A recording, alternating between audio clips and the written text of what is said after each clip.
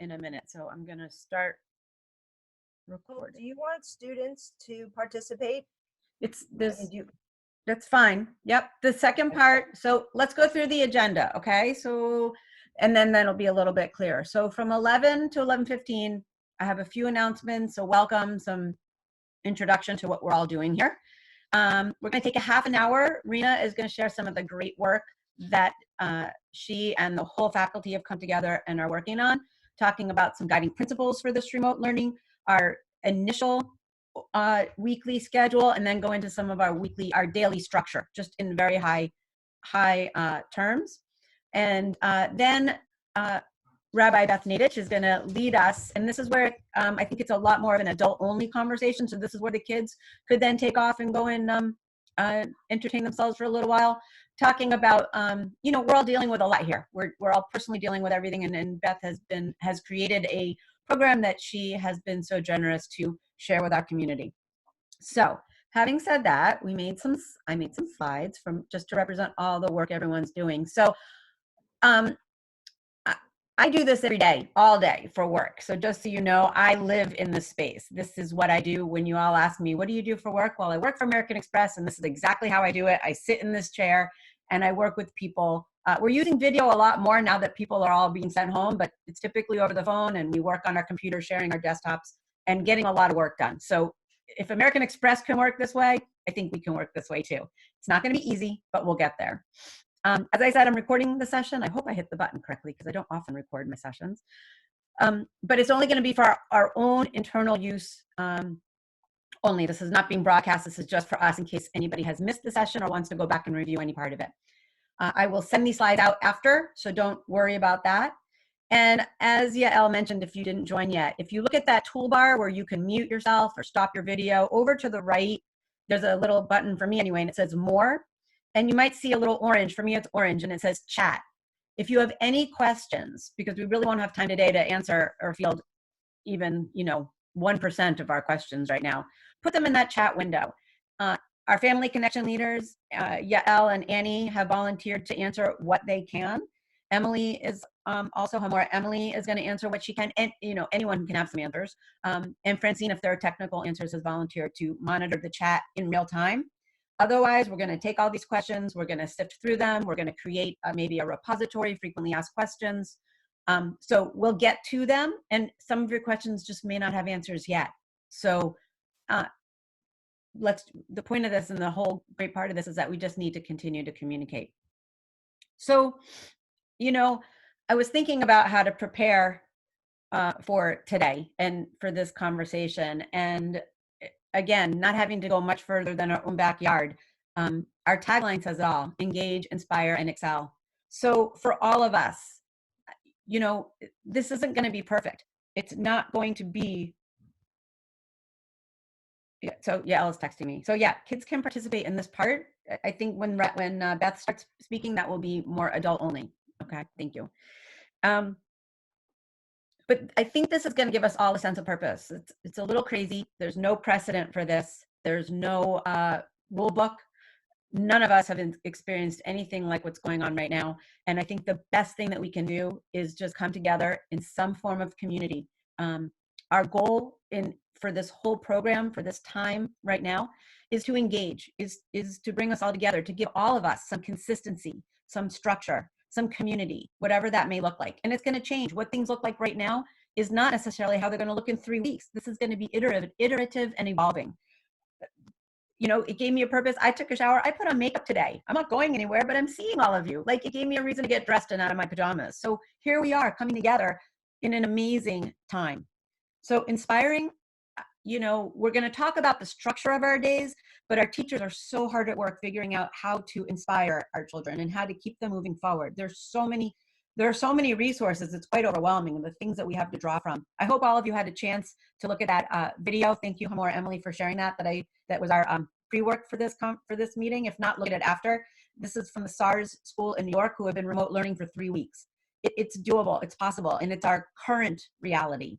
And I just thank everyone for really the sleepless nights that our team and our teachers have had over the weekend and since the middle of last week, and for everybody coming together and excelling. What will this look like? I think it's going to be really interesting. You know, we're all going to get some new skills. Hey, some people just learned how to Zoom today, right? We're all going to gain some new skills. I had a Zoom call with the women I went to Israel with 2 years ago. Do this with your friends. Like, this is the way we can get together now. We can all feel like we're a part of something. We're going to find ways for everyone to contribute ideas and to gain something out of this. And we're all going to come together in new ways. We're still a really strong community, and all of this is just going to give us a way to be more. I was thinking a few more things. I was thinking last week when we sent the announcement of the decision that we made, and we let people go back to the school for an hour to get their things that they may have left. And I thought, man, this is like really the Passover story. We didn't know we were fleeing our school last Wednesday, but last Wednesday we all left school and, you know, went home, and we had the opportunity to go back and gather our things, so we could get our things. But here, I think we're just sort of, like, for a huge analogy, just sitting home, sitting tight, doing what we all can do, doing our best, and hoping that this is all going to like be a wave that passes over us. So I can't think of a better analogy for what's going on right now than doing what we're doing. And thank you all. Thank you all for being a part of this, because this is actually giving me great purpose to get away from my hand sanitizing and Cloroxing my doorknobs, to like be productive and feel like I'm contributing something. So I thank you all. So I have one more announcement before I'm going to turn it over. Let me see. I don't even know what my next slide is, but here we go. Let's see where my next slide is. Okay, so we're going to get into the guiding principles in a minute, but I want to make a really awesome announcement. We have hired a director of development. I hear the virtual applause. Her name is Renee Eisenberg, and she actually is joining us on this call right now. Her official start date will be April 20th, right after Pesach, and she's already getting acquainted, as she is right now, with our community. Renee is a native of Newton, and she lives there now. She was most recently a major gifts officer at Lesley College, where she managed a portfolio of 250 individuals and corporations. She has over 30 years experience in the mission-driven and for-profit sectors. She was executive director of the Kevin Youkless Hits for Kids, and she managed the startup phase of this charity for the kids in Red Sox Nation. And Renee also has extensive experience in marketing and sales in the tech sector. So in a recent letter, she shared, and I'm paraphrasing, that the opportunity to direct development for Metro West Jewish Day School would be a privilege, as she could incorporate ideas most meaningful for her, which include Judaism, education, and the arts. And this opportunity uniquely presents for her the ability to merge her work experience and skills with her values. So welcome, Renee. We are so excited. I have goosebumps that you are joining our team. Yay. Yep, virtual clapping here.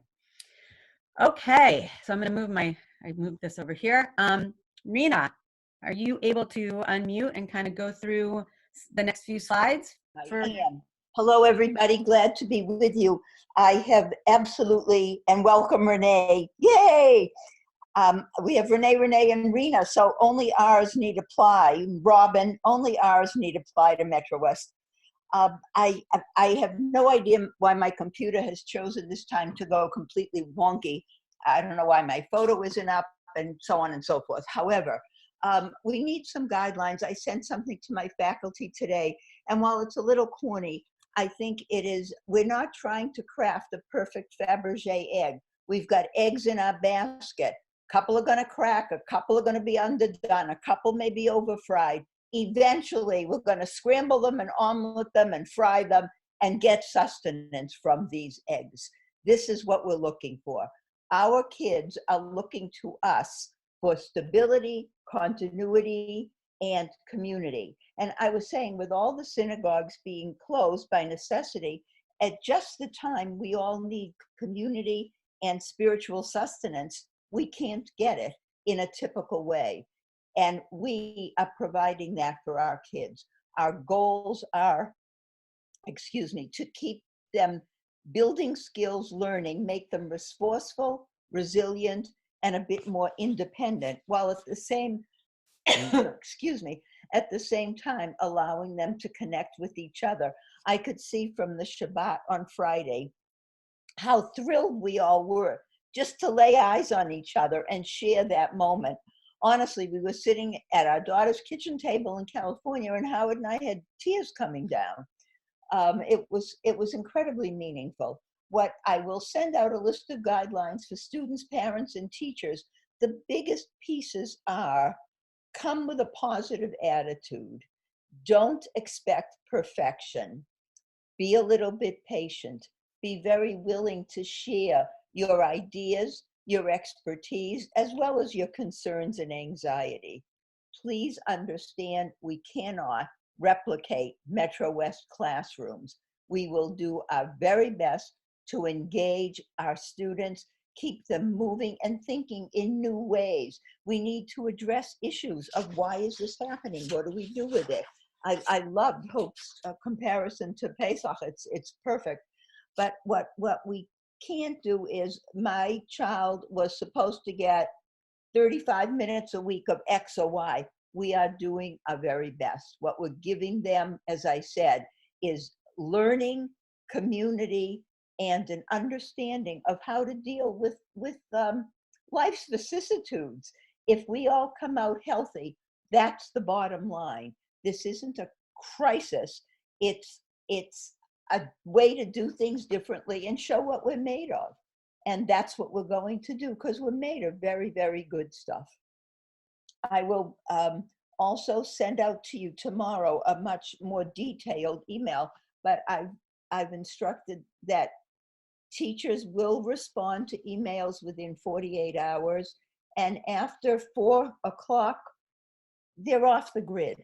They need some time to breathe and prepare and live their lives as well. So we're on 8 to 4, and within 2 days, you'll get an answer. If it's a real emergency, please contact me. Otherwise, talk to your child's teachers. Moving forward together, that's what we're going to do.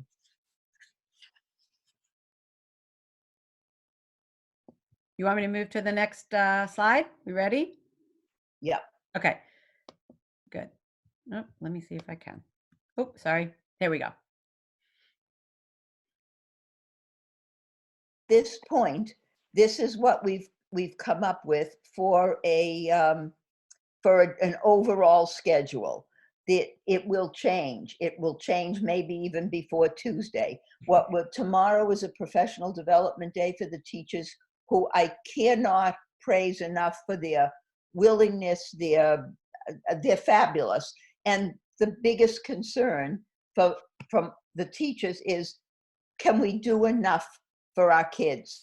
They're not worried about the time or the energy. It's, can we produce the kind of quality learning we want our kids to have? So we will check this, as Hope said, it's iterative. We will check it. Tomorrow's professional development, we will begin Tuesday with some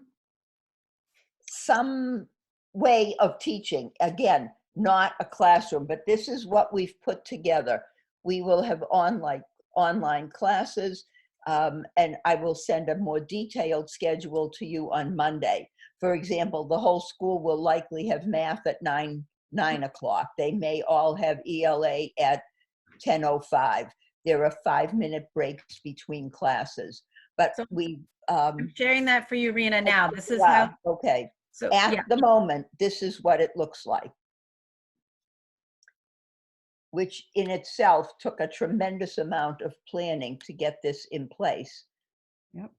We're also looking at flex time. We're looking at electives that we are inviting teachers, parents, and students to lead. One student wants to lead a taekwondo. Another one is going to do a workout. There are also millions of programs on TV that kids can do workouts, and so can we, because we're going to need that. This is the way it is going to look. Hebrew is working very hard. There are 3 teachers to service the whole school, with kids who are learning to write Aleph Bet to kids who are quite fluent in speaking and literature. Give us some slack to put it together. And I say that, even as I say that, the support has been overwhelming. I thank everybody for the emails, the notes. That you cannot have been more supportive of us. And I appreciate that you know what we're trying to do, and we're working very hard to do. Pre-K and K schedule will be different from this.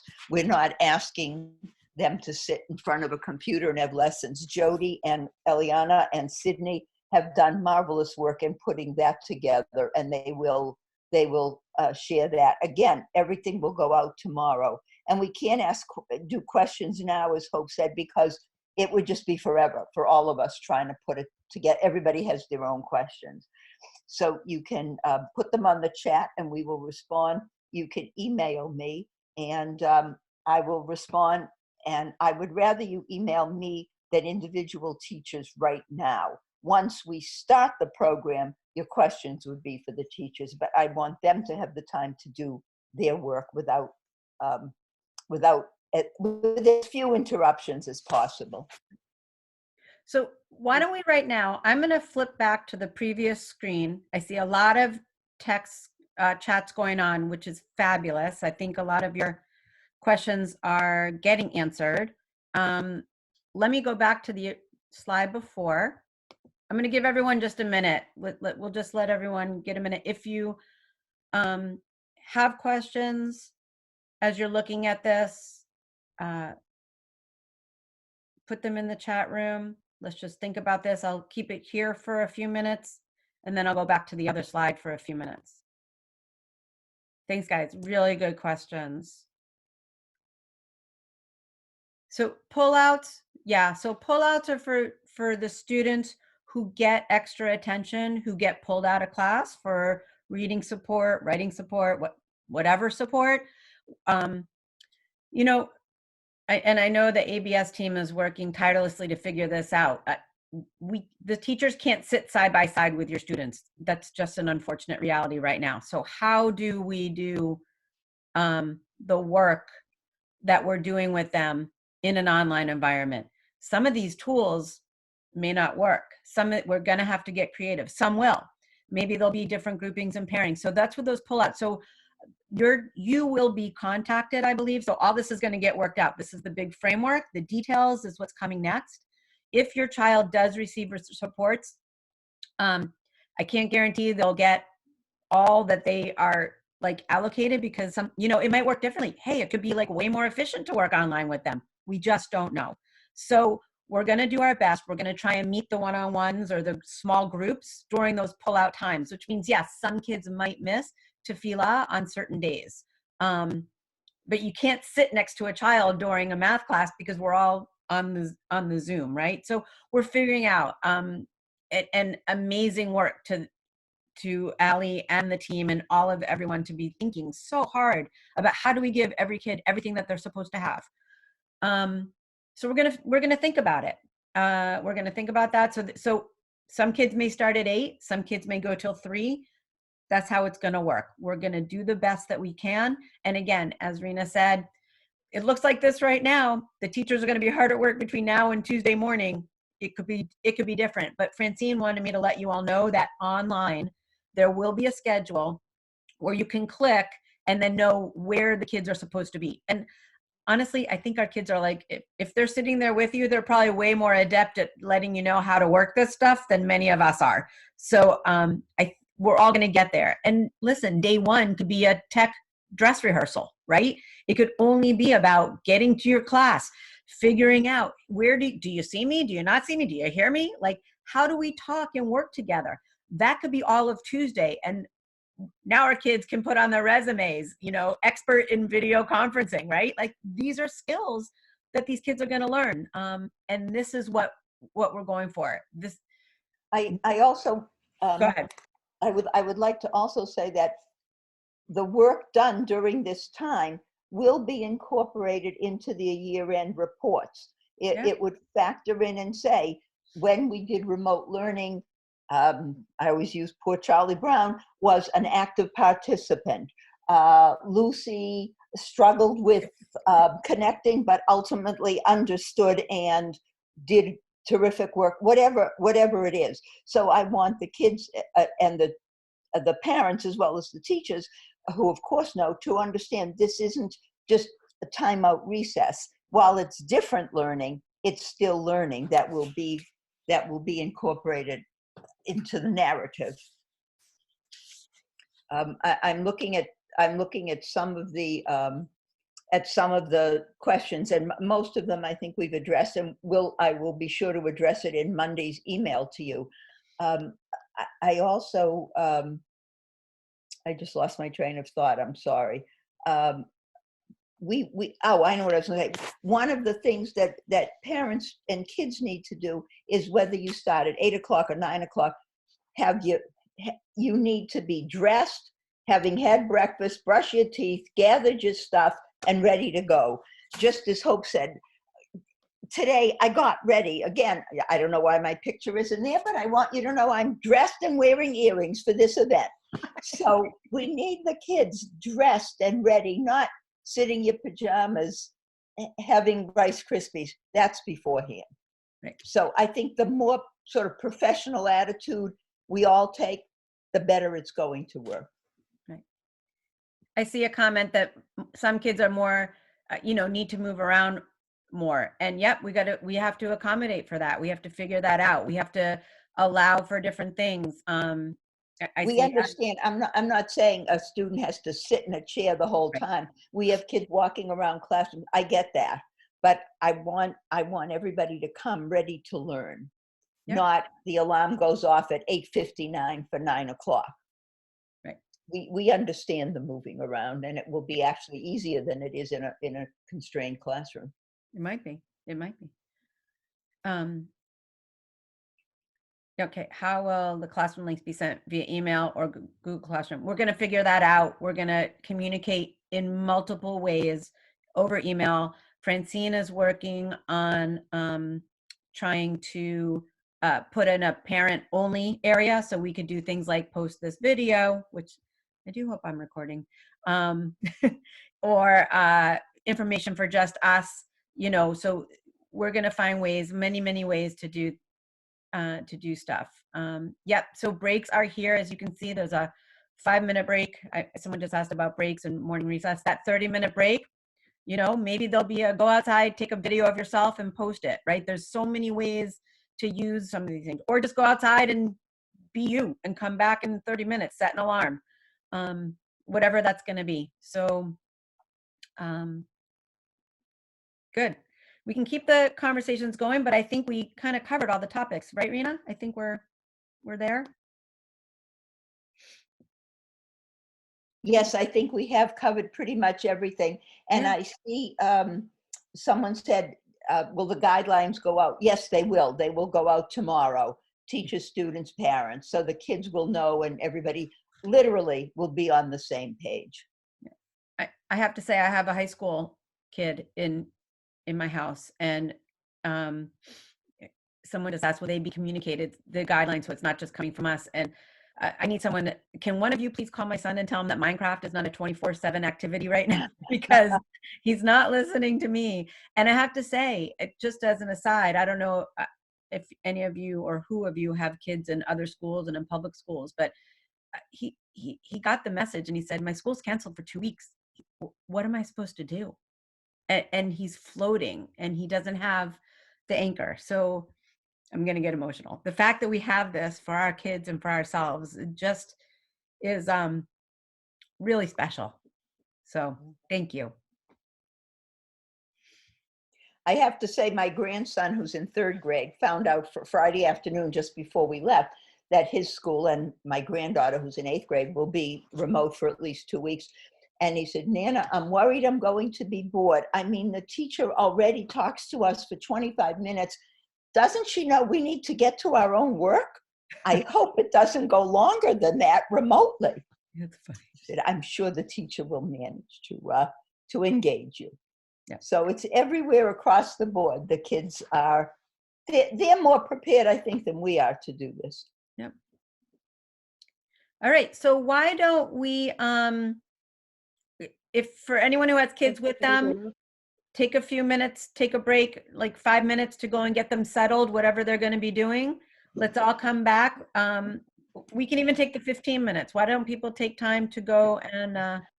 You know what, let's not take a full 15 because I'm worried about people being able to regather, but Sure. Go take a body break and get your kids settled and then come on back. A body break, how fun. All right, 5 minutes, we'll all come back and we'll get started on the next part. Okay, and Hope, if you stop sharing, I can start sharing. Absolutely, and I'm going to send these out right now too. Great, thanks.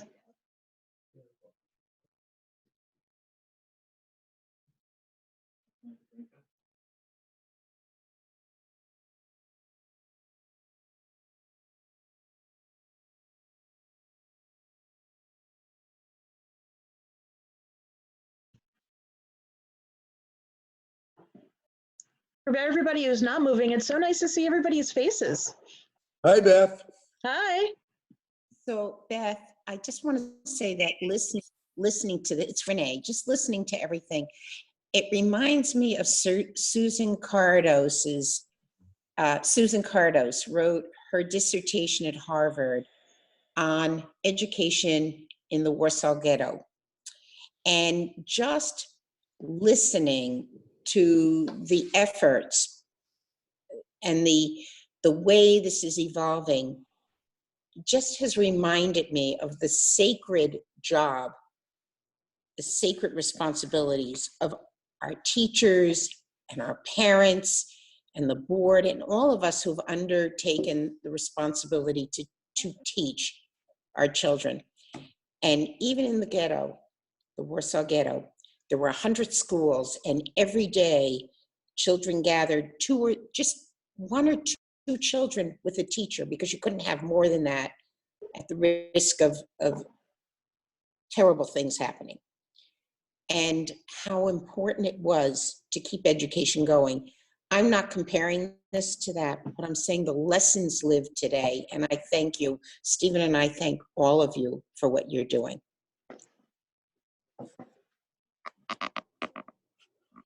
Ditto.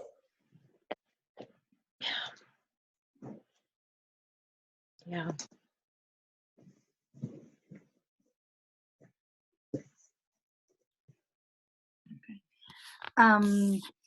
Actually, Susan was a classmate of mine, and I edited one of her pieces on on exactly that piece for the Harvard Ed Review. I'll see if I can find it. It was really interesting. Oh, I would love to see that. Yes. Yeah.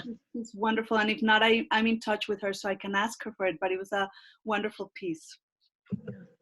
Hi, everyone. It's Yehuda here. I would just mention in the same spirit, the other day when I'm sorry if you can't really see me very well because our lighting isn't great. The other day I said to my class in teaching that so many of the great works that we study, obviously by Jews, but not only, were written by people who were living through large historical events and seemed like large historical calamities at the time, and they were keeping their eyes wide open and working hard to understand the meaning of what they saw. And certainly in Jewish life, sometimes what they're writing is directly in response to that. Sometimes it's quite remarkable. I know in Israel, Rabbi Yuval Sherlow, when he teaches Talmud to his classes and they do the standard Talmud commentaries that everybody does, Rashi and Tosafot, he'll regularly just stop and point out, no matter what the subject is, like say, the laws of Shabbat or civil and commercial law. By the way, folks, just remember the rabbis were writing this in the shadow of, the Black Death and the Crusades. And sometimes it's precisely these moments that sort of drive home to us the preciousness of the educational work that we all do. And so I know I'm speaking for everyone when I say how profoundly grateful we are. Yeah. To Hope and Renee and everyone and just the entire remarkable teaching staff and everything you do to help all of us now. So thank you so very, very much. To add to what Yehuda was just saying, I don't know if you've seen what's been going around, that Isaac Newton developed the laws of calculus. Hopefully if the kids aren't listening, that could be an extra credit question coming up soon. What did? Oh, in my house, it's out of the bag already. So. All right, they can't participate then. All right, so go ahead. So Isaac Newton developed the laws of calculus and gravity and optics while he was in quarantine from the plague in London in 65. Yes. And Shakespeare wrote King Lear while he was in quarantine. So, it's a little depressing, but still a great work. There you go. Are we ready to start with this part, or do people need a little bit more time? I think we're good. Let's go. We're good? Okay. I'm hesitant to share because it means I won't see everybody's faces, but you can sort of scroll up and down to see everybody's faces. First of all, before I start the screen share, I just want to add my thanks to the teachers, to Hope, to Rena, to Robin, to everybody at MWJDS who just really went into high gear. We are so blessed to be a part of this community where, everywhere else there are how to deal with it when your kids don't have anything to do for 3 weeks. We don't have that. And I'm just so grateful. It's not going to be perfect, but it's going to be its own thing. And the hard work, people have been working around the clock. So thank you so much. So I'm here. Most of you know me as Aaron's mom, and before that, Yonatan's mom.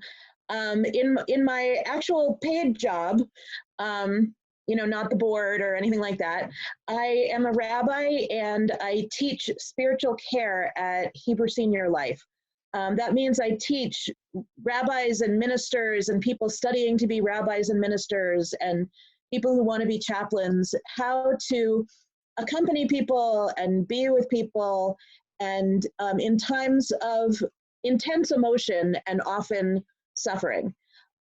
So I had mentioned to Hope and to Rena the other day that I had just done a training for rabbis on just sort of getting through this time, and offered to do this for you. So it's a little bit adapted from that. And I will share it with you. I will tell you that nothing I'm going to say is really particularly rocket science. However, in times of stress and in times of distress, often our higher thinking capacity gets switched off more often and sometimes totally. And so things that you might know during a time of calm, sometimes it just helps to hear it from somebody else. So apologies if you find this really basic and not, the laws of physics like Isaac Newton discovered, but hopefully it'll be helpful. Okay, so I'm going to start just with the takeaways that I want everybody to, take away from all of this. Hang on a second, can you see the, yeah, okay. Okay, let's move that over. Okay, so I'm gonna start just with, I decided on a new title even after I texted Hope what the title was gonna be. I decided I'm gonna go with a modern Israeli saying. So the new title of this is, Avarnu et Paro na'avor gam et zeh. We managed to survive Pharaoh, so we can survive this too. Is somebody writing on the screen? I don't know how that's working, but okay. How is that happening? I don't know how that's happening really at all, but okay. So the first thing is just start where you are. Use what resources you have and do what you can. We all came to this from different areas of preparedness. We all have differently stocked pantries. We all have differently stocked emotional pantries as well. So one of the nice things is that we all do come to this with some resources. We just have to remind ourselves that we actually have those resources. Second takeaway, stay in your role. While other people might expect us to be experts in everything, we're parents and we're teachers.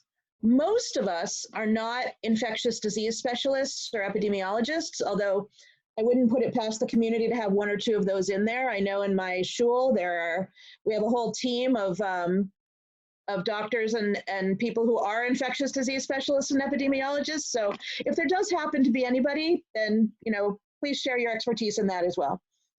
The next important thing is that we are experts in our own kids, whether they are our children or our students. So I just want to urge some flexibility. When you're reading this avalanche or tsunami of information from all of the experts out there, sometimes that's just not applicable to our kids, your kids. Sometimes it's not possible to follow expert advice. It's wonderful, wonderful advice to create in your house a separate, dedicated learning space for every single person in your family. Your house might not be the right size for that. You might have more kids than can do that. it might not be possible. So just be flexible with yourself and with your kids. Most important, in order to hold the space for other people, make sure that you're aware of your own primary anxieties, your own ways of responding to things, and the things that you need to take care of yourself. This is sort of the old put on your own oxygen mask before you put on other people. I think that if we are all confined to our homes for very good reason, for weeks or possibly longer than that, it's going to be critically impossible to find something that you can do for yourself every day. And that can be really simple, like finding one little slice of gratitude per day. Post on social media something funny that your kids said without using their names or pictures. I do that a lot. It helps me, to kind of clear my head. Take a walk outside, do something for yourself, but it doesn't have to be what experts recommend. It's what you know that you need for yourself. The two last things are that no one who witnessed, this is from disaster spiritual care and from trauma studies, because really we are in the middle of a pandemic, which is technically a disaster. And it's really important to know that nobody who witnesses a disaster is untouched by that disaster. So there's no us and them. There's no people out there. There's no, well, our kids might be affected, but we won't be. There's no, we might be affected, but our kids won't be. Every single person who witnesses a disaster is touched by it in some way. And our job is to try to figure out how to help each other through it, and then consequently help our kids and our other loved ones through it. It's also really important to remember that while we are here at MWJDS and Metro West's primary focus is educating our kids, we all have other concerns as well. Some of us have aging parents or relatives. Some of us are immunocompromised. Some of us are in age groups that might be impacted. I think they've now lowered that to 60. And all of us are going to be concerned about ourselves and about our kids, and probably many other things. One category that I actually have not seen talked about a lot is people who themselves or ourselves, I'm going to just use inclusive language here, because my guess is anybody I described, there's somebody on this call who's going to meet that description. So one of the areas that I have not seen talked about are people who do have diagnosed anxiety issues or OCD or other kinds of brain wiring that make moving through the regular world under normal circumstances somewhat of a challenge. And it's really important to know that those of us who fall into any of those categories are having potentially a harder time with this because of a number of reasons. One, let's just use OCD as an example. If you happen to have OCD and germs are already an issue for you, and then all of a sudden the entire world starts throwing, inundating with how the whole world is now dangerous, there's a lot of suffering going on. And I think we should all be really aware of that. Also, on social media, there's been a lot of posting, oh, I guess I have OCD now, or, hey, look at me, I have an anxiety disorder now. It's not really something to joke about, because probably many of us here on this call or our kids are wrestling with these on a day-to-day basis. And it just means give yourself a little extra TLC and the people in your life, and just be aware that that is a category of people who may be experiencing some suffering. In addition, there are a lot of people out there who maybe aren't 85 years old and ill, but who do work with being immunocompromised for reasons that they don't necessarily want to share with the entire world. There's certain medications that can compromise your immune system, like colitis or something like that. And just know that if somebody is responding with an enormous amount of anxiety, there might be a very good reason for that to be happening on top of the very good reasons that we all have for being in the middle of a disaster. So the last piece is be gentle and patient with yourself. I'm going to pause here and stop the share for a second because I want to, whoops,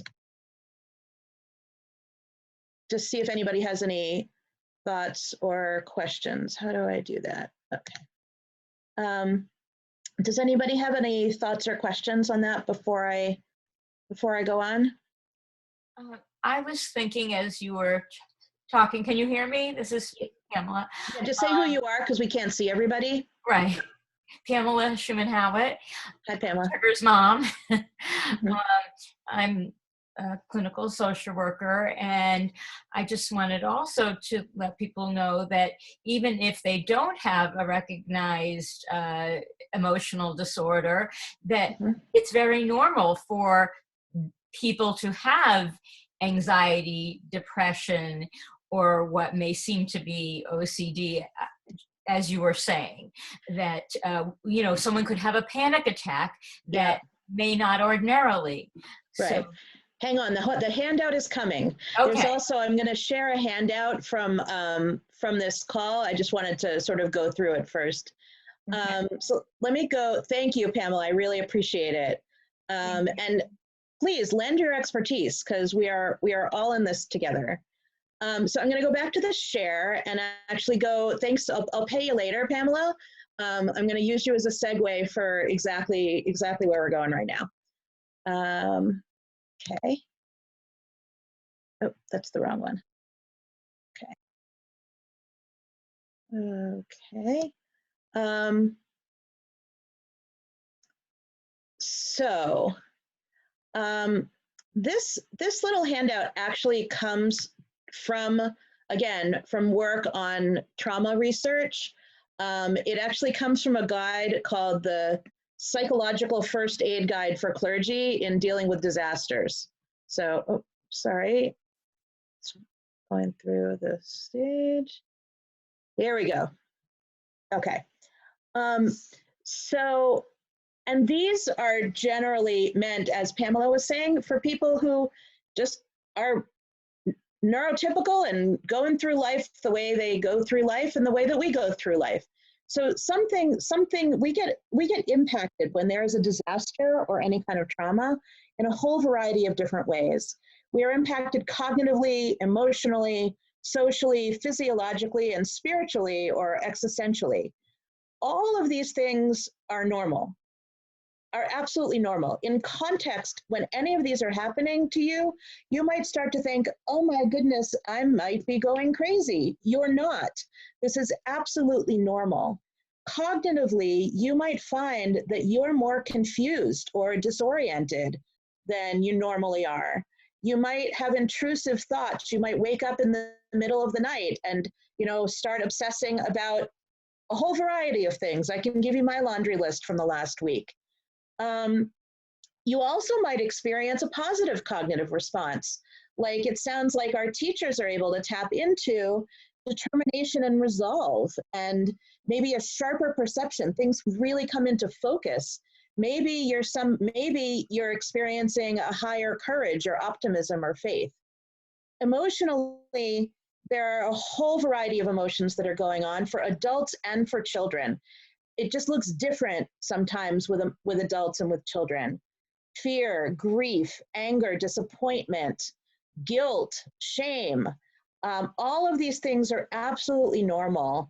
And one of the other really important takeaways is we need to get to know our own MO so that with our own emotions, so that we can be available for our kids and for our families and for other people who we support.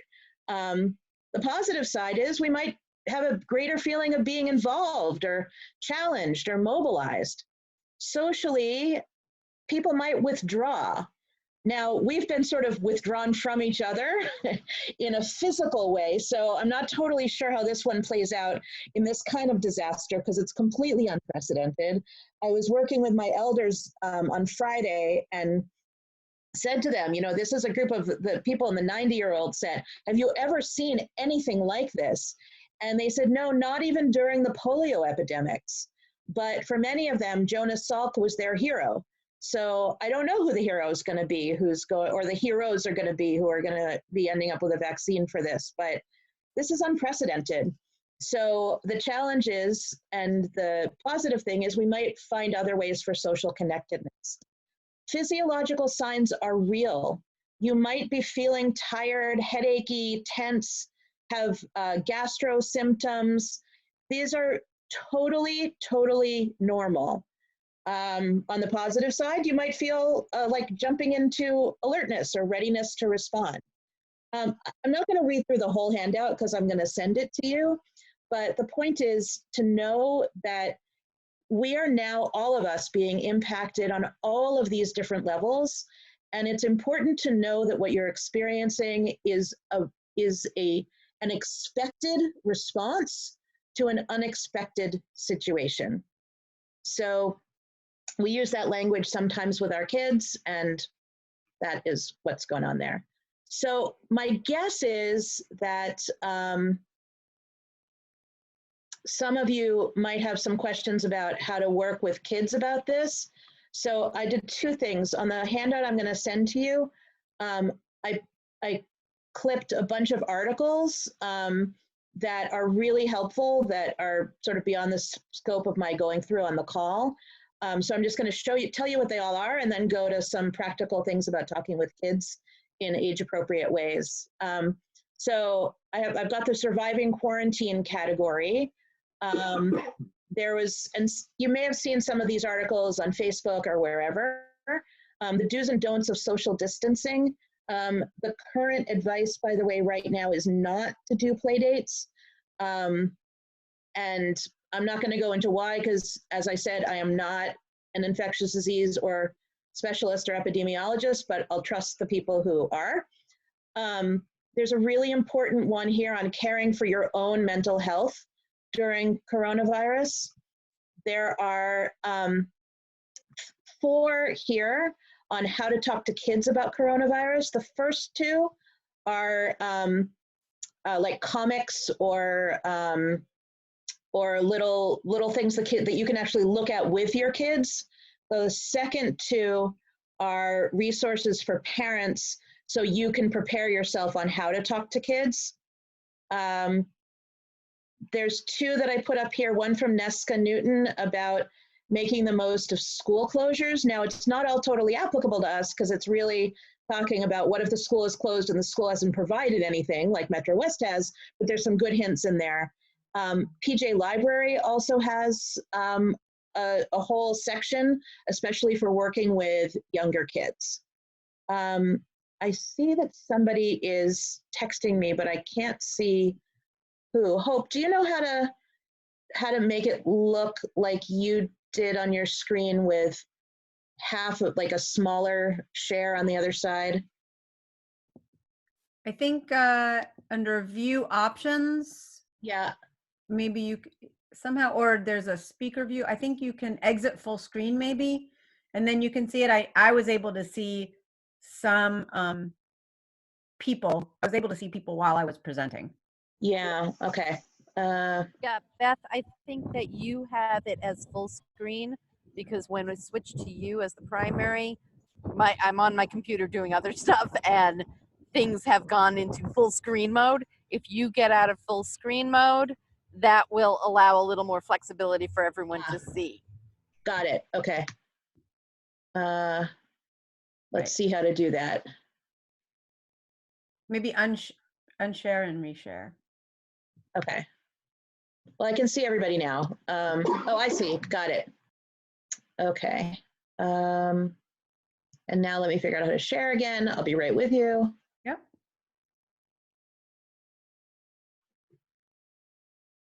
Hope? Hope? Yes, You sir. know what, I can't. Your makeup looks nice. Okay, you know what? I can't figure it out, so I'm just going to go back. Oh, there. No.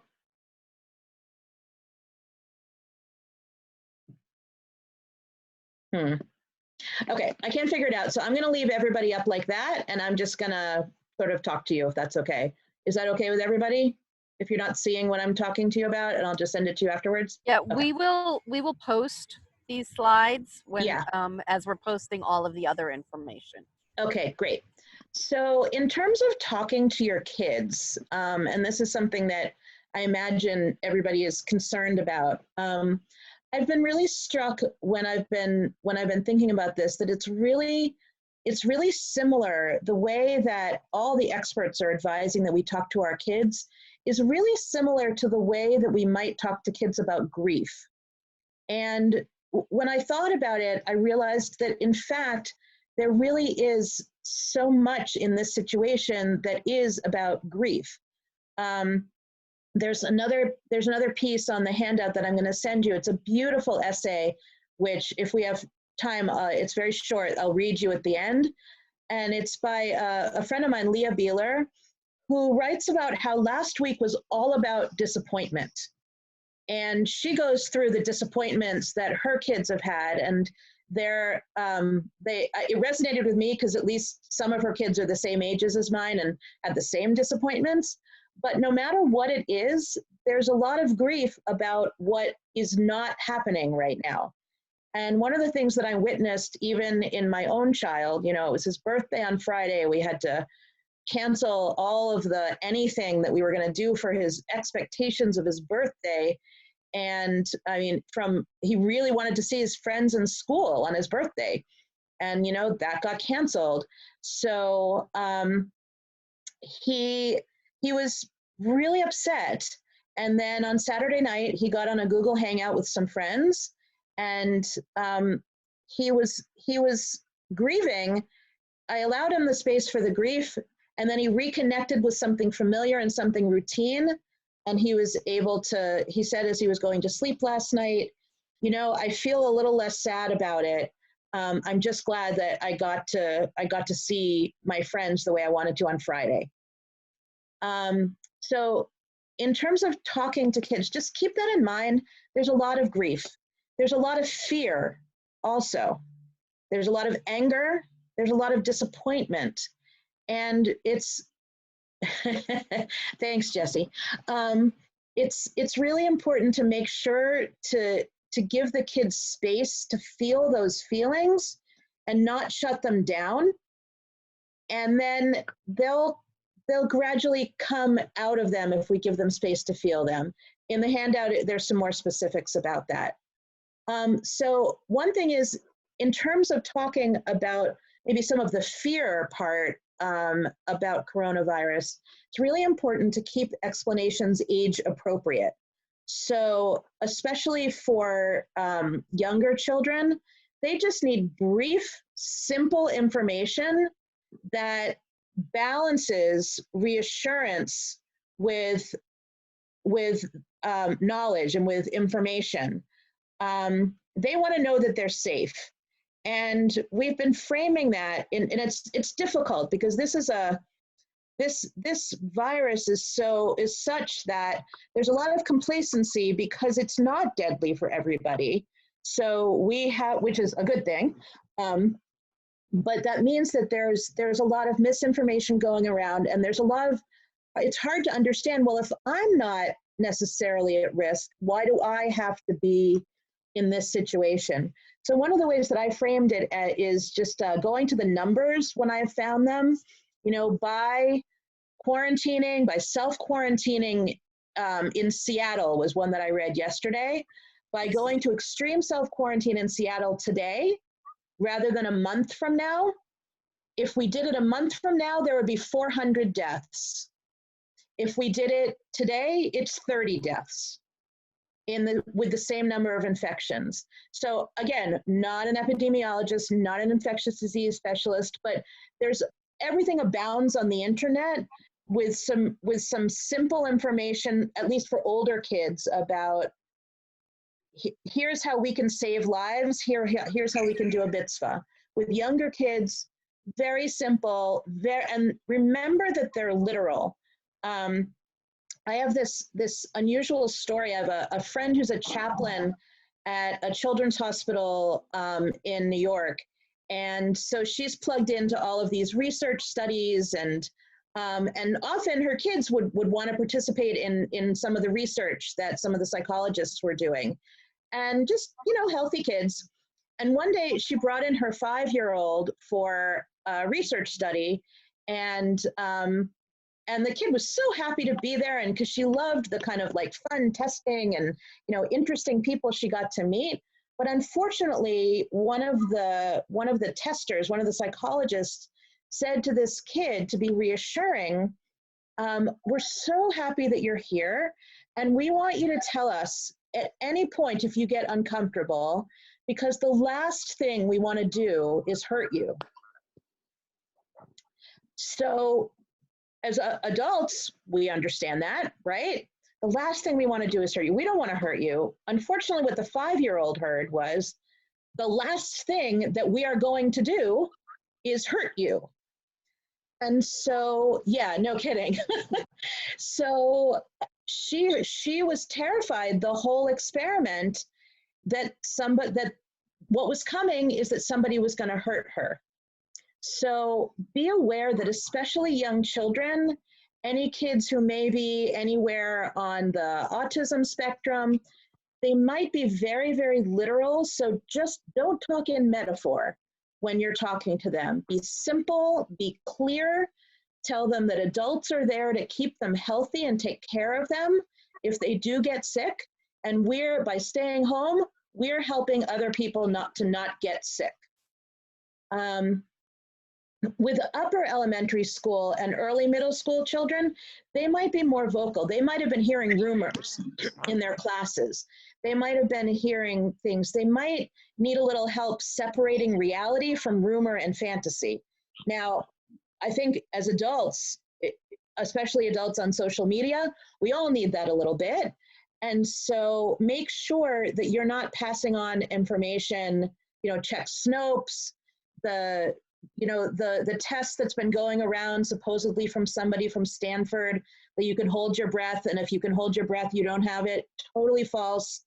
It's not real. It would be lovely because it's great to hold your breath for 10 seconds. It made me feel better for, the 2 days that I did it until I heard it was false, but it's false. And so upper elementary and early middle school kids need to know, just help separate information for them. They just are going to need a little help with that. And then talk with them about the efforts that school leaders and community leaders are doing to help prevent germs from spreading. Again, we're doing a mitzvah by staying home. Graphics might help, and some of the comics that I put on that on the handout thing might help. Upper middle school and high school students can talk about this in a more in-depth way and a more adult fashion. And depending on who they are, it can be directed to appropriate sources of facts. So just be honest and accurate about it. Also, especially for that age kid, but all the way up and down, information is power. And the less information you have, the less in control you feel. Even if the information is, I'm on top of that, like I, as your parent or teacher, am monitoring things constantly, and I will let you know if something comes up. The more information that you can share that you are following things, the better it will be. You don't have to share detailed information, but the schedules are really important. So everything that you just put together, Hope and Rena and the teachers, of knowing those schedules, just sort of, this for regular school, this for regular home, just make sure you give information about what's happening and what's coming. There's a whole other list of advice from the experts there. Take cues from your kids. Don't volunteer too much information. This is sort of what they tell you about teaching your kids about sex. Don't answer, everything that when they come and they ask you, like, what is this? My two story, yeah, I see you reacting there, Eve. My two stories about that from my own house, and this is perfect for coronavirus as well. when one of my children was about 4, he came up to me and said, "Ema, what's sex?" And I said, having heard this advice, "Well, what do you mean by that?" And he said, "Well, if 2 minutes are minutes and hour is hours, how do you say 2 seconds? Is it sex? Just a sec?" And I was like, "Oh, I'm really glad I didn't answer what I thought he was asking." Okay, very good. Huh. Same thing here. You don't have to get into all of the what's happening in Italy right now. When your child asks you a question, just take your cues, figure out exactly what they're asking, and be prepared to answer, but not prompt the questions. So, like when you talk to someone, when you talk to your kids, you want to say, "How are you feeling about this?" You don't want to say, "Are you really anxious about the coronavirus?" Because that can prompt feelings of anxiety. Be reassuring. Kids are egocentric. So for some of them, just hearing about it on the news is enough to make them seriously worry they're going to catch it. The one that surprised and somewhat dismayed me the other day was a friend of mine who's a guidance counselor who's in a high school, and a kid had come and was really upset because the kid had heard that elderly people get coronavirus, and he was afraid his parents were going to get it. And the guidance counselor said, "Well, I don't think your parents are in the risk group." And he said, "They are. They're elderly. They're 40 and 43. And so you just don't know what the kids understand. But also, we don't know enough about this. It's not only elders who get this. There does seem to be a higher rate of infection and serious illness. But so we shouldn't lie to the kids, but just know what they're asking and know what their worries are. And focus with them on what you're doing to stay safe. The last one, and then I'm going to stop for either questions or comments. Oh, actually, a few more things. All the experts say stick to routine. That's great, except that, our routines have now been just completely, exploded. So it's up to us to create routines. One of the things, when Yonatan, our eldest, was 4, and he finished preschool for the summer, he was really unsettled for about a week, and he really he couldn't get himself settled, and we couldn't figure out what was wrong. And then he said, "Well, every day at Temple Rain, we say what day it is, and we talk about what day it is and what the weather is and all that." Just really simple. This is especially for preschool and kindergarten, but this goes for us too. So we had him make a big calendar on poster board and just start filling in the days so that he didn't feel lost in time. And that went on for several years, really, during every school vacation, during summertime, to give them a touch point so that they're not lost in time. And Jewishly, it helps that we have Shabbat, so we're not just in this endless sea of time, and it'll help that we have this regular schedule. But whatever happens in terms of routine, just make sure you know what your daily schedule, what your weekly schedule is, put out a month, etc., and create the routines. 2 more things. I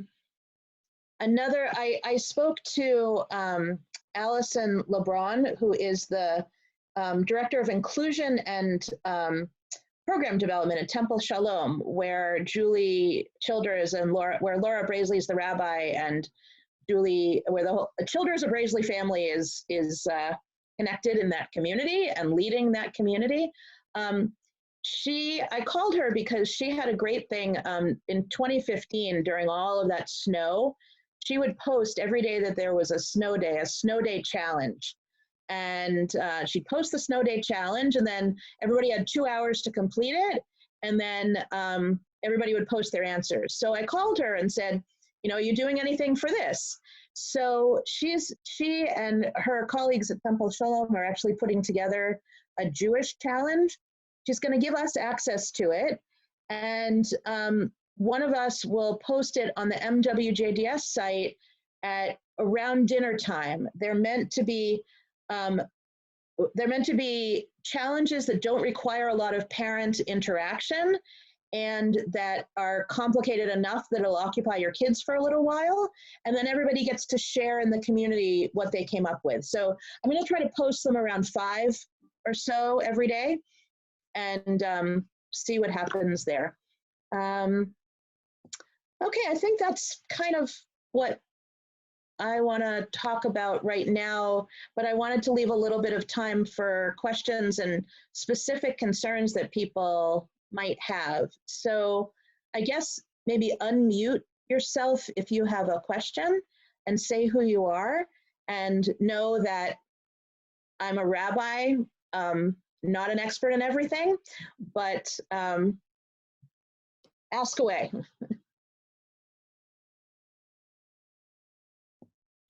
Well, first, thank you, Beth, for sharing that with us. I think we can all take a lot of guidance, and you're right. It's what we know in regular times, like, you know, we just don't always remember it when we need it, right? So thank you for helping us keep a lot of this top of mind and just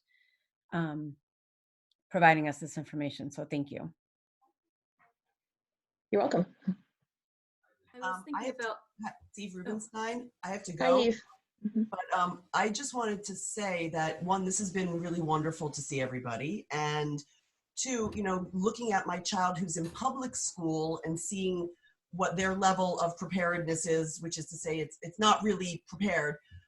This has been incredibly impressive. And the teachers, like, I'm so impressed with how quickly and how well everything has gone up online. So it's very moving. Thank you so much. But I have to run, so I just wanted to say that. So, thank you.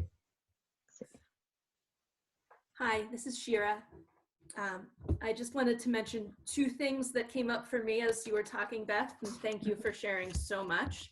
2 things that I've either done right or wrong over the last couple of days that I thought I'd bring into this community. One is the way that we talk around our children. Yes. Thank you. Being especially in close quarters now in the way that we haven't experienced so much, that we're all together all the time, is that I've had several conversations with my husband or with my mother, who was over before we fully closed down, about things that I was concerned about, not realizing that my kids were around. So just saying things like, I don't think anyone's coming for Pesach. And then having, you know, crying children Yeah. who weren't crying before and who weren't the audience I intended. And who then now, so we'll talk about it and we can talk about it. It wasn't terrible. But having that kind of conversation and knowing whether they're present or whether actually that's a conversation I should have in another room or a further room further from the open floor plan. So that was one. The other one wait, before you go on to the other yeah. one, just thank you, Shira, for saying that. That's so important. I mean, I know that I have absolutely done this. I think all of us probably have. So just to be aware of that, and the corollary is to make sure that you do have some space, whether it's online with friends or in the privacy of a different room, to have space to share your anxieties, because holding them in is not going to be a great solution, because everybody needs somebody else to help talk them down. You know, I need my people to help talk me down, and I might be able to help talk somebody else down, but the people I talk to need their people too. So, okay. And your second thing? My second thing was related, and it was the experience of coming out of Shabbat last night and having been disconnected from the rest of the world, and actually it was a lovely Shabbat experience, turned out to be, but that sense of I need to turn on my phone, I need to look at my computer, I need to see what's going on in the world. And having not thought about doing that also in another room, so that my reaction was, and I don't think anyone was looking, but I in that moment realized, I need to actually move myself away from my children while I reconnect to the world and see what has happened in the last 25 hours. Yeah. And I imagine that'll be happening after other hours-long disconnections from paying attention to what's going on. And I saw some news that was upsetting to me, and sort of just needed to process it before seeing kids and talking to them. Yeah. Yeah. There's one thing I'd like to add. There's something I received on WhatsApp there's a remarkable Israeli rabbi and educator named Dov Zinger. And he sent around something from his hospital bed. He's diagnosed with coronavirus in hospital, been in quarantine in hospital, dealing with a number of things, including the fact that he may have infected his mother. And he's a master of spiritual exercises. He has a book about spiritual exercises and prayer that's just come out in English. And he shared on WhatsApp, and I'm happy, it's all in Hebrew, but I'm happy to send it to whoever wants. Sort of Can you translate it for us? I'll see what I can do. He basically did an exercise that he created for himself, which, as I recall, was very much just sitting down with a pen, finding a quiet moment, sitting down with a pencil and paper, and writing down, what am I scared of here? What exactly am I scared of? What am I scared of? For whom am I scared, and in what kinds of ways? What is the worst thing that might happen? What's the less worst thing that might happen? Can I best do to prepare myself and others for what I think is the worst that could happen, and how to steel myself? And he sort of describes this process of how to sort of do this walking out, and then sort of walked himself back, gathering in himself the strength to deal with the fact that he's very, very sick. That is terrific. Yes. I mean, I'll forward it to you, and again, for now it's in Hebrew, but whoever else wants, maybe they'll translate it or something. So I see Hope and I see Renee. Thank you. I just want to respond in one way, because there's one big thing I forgot to say, which is in response to the what am I scared of. It's been now 3 days, and I am already hearing from and seeing all over social media. Hang on, I'm going to wait till Eliane leaves. Are we good? Yeah. Oh my God, what am I going to do? I'm going crazy in my house with my children. I think we need to also know in ourselves that sometimes we all need a break from people who are close to us. And as much as we love them, sometimes it is very, very difficult to be in close quarters with people who you love, with all of their joys and foibles and behaviors. So I just want to pass along a piece of training that my elder son's Camp Aquila, which is a camp for non-neurotypical kids, not a Jewish camp, does in their counselor training. Because I don't know about you, but this has never ever happened to me, but sometimes sometimes somebody might get into a tug of war kind of situation where people dig in, and you nod if you've ever had this experience. Am I the only one? Come on, people, let's go. I want to, except for Allie, don't nod. Let's see everybody here, right? So their advice, what they tell their counselors who are, living with the kids 24 hours in the bunk, if you find yourself in that situation where it's just like you're pulling and you're pulling, what they say is drop the rope. Drop the rope, which means if you stop pulling, the other side will stop pulling. And in their camp, they'll have, if you have a 2-parent family or multiple generations of adults in a house, sometimes all you have to do when you want to signal to your partner that maybe they're getting a little too involved and you can see it, but they can't because they're too involved. You just do that action, drop the rope, and as long as your children are safe, and for the most part they will be safe, don't be afraid, even if you're on your own, to drop the rope and go somewhere else so that it doesn't escalate the situation further. And it is one of the best pieces of advice that I have ever heard. And so I just wanted to make sure to pass that along to you. And before Joanne leaves, I can see on chat, I'll say one more thing, which is the whole be kind to yourself. Parents, be really kind to teachers also. They're trying the best they can, and many of them have kids at home too. Teachers, be really kind to parents because we're doing the best we can. We just need to find our own, and staff, we just need to find a little extra places where we can all drop the rope sometimes. Okay, now Hope, we can go up to you. Mine is really quick. Everybody I know has amazing resources, and I know we all are hungry for good information.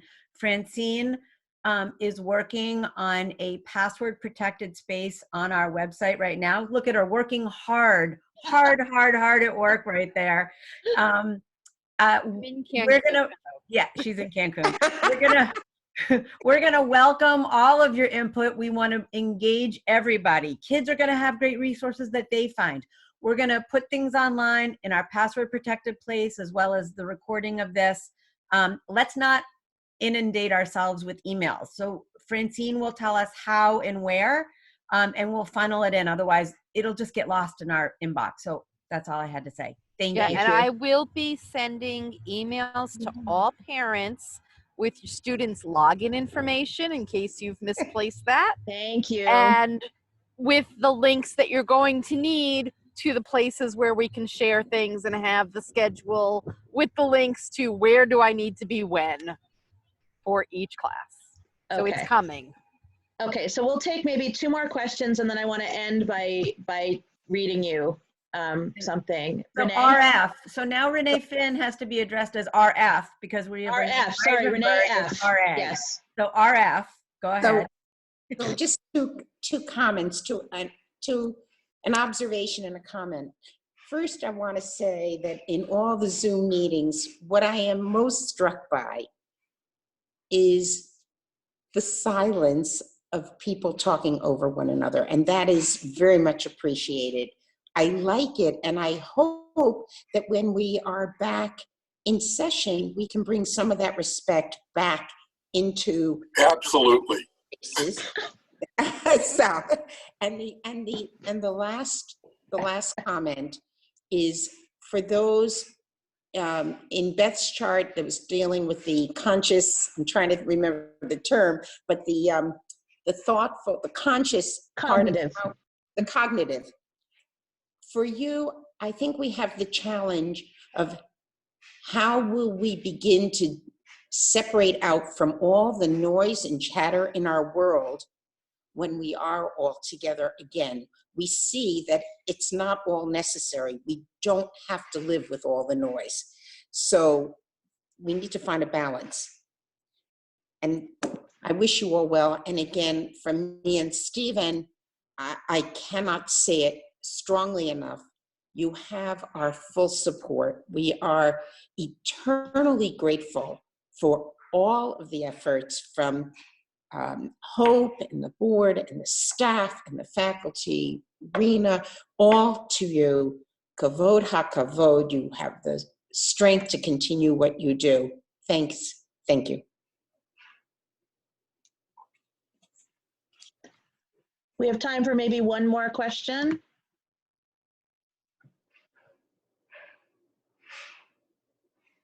Anyone? When's lunch? When's lunch? That's a great question.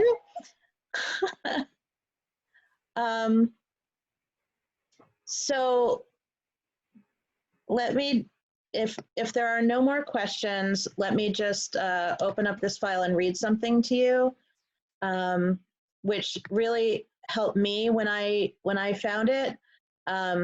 this is from a teacher of mine who was a teacher of mine in rabbinical school, Dr. Ora Prauser. And she actually wrote it in December in the midst of all of the anti-Semitic attacks that were going on then. And I thought it was just so helpful. So I'm going to share it with you. Here's what she wrote.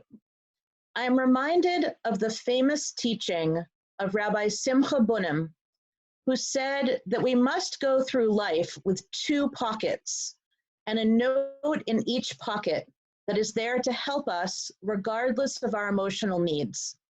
One pocket would carry the verse, "For my sake, the world was created." The second pocket would carry the phrase, "I am but dust and ashes." Today, maybe we also need to carry 2 notes with us. One note can say, "The whole world is a very narrow bridge, but the key is not to be paralyzed by fear." The second note can include, "When a lion roars, who will not be afraid?" These 2 notes reflect 2 conflicting responses. Fear is a natural response. People feeling fear deserve our time and attention and should not be made to feel weak or unfaithful. People feeling strong and defiant deserve our time and attention and should not be made to feel insensitive or naive. And I know that that really helped me out to know that at different times we're going to be in different states of mind. In terms of the brave and defiant, remember that she wrote it in response to anti-Semitism, not a virus. So even if you're brave and defiant, please do wash your hand and practice social distancing.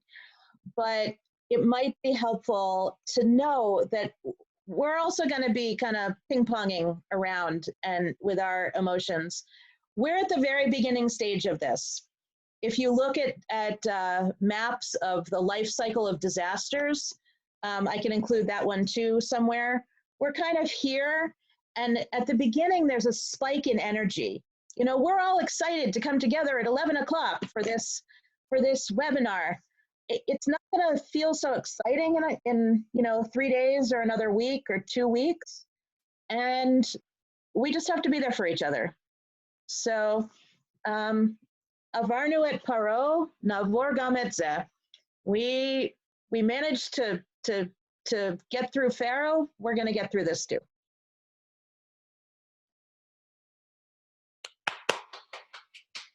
Thank you all. Thank you, everybody. Enjoy the rest of your day. Wash your hands. Be safe. We will reconvene at various times. I got a lot of emails and notes that this was very helpful. We'll set up more times. We will come together. We'll make it happen. And I just am so appreciative of everybody's time and attention and participation today. So with that, enjoy the sunshine. Everybody get outside, and we'll speak soon. Much more information forthcoming.